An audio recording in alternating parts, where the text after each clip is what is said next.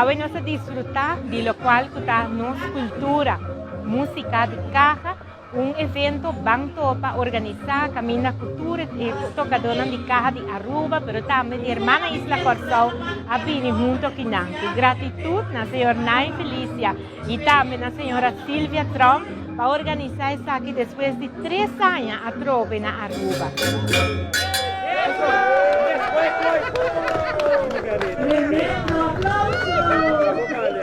Y más que claro, cultura botín que vive, pues nos aprovechar para tocar caja y también vale un pieza aquí na Machadanki para organizar el bonito evento aquí y van a esperar que otro año, con yo su poder, nos por volver topa para así na Orenan nos disfrutar de lo cual está de nos.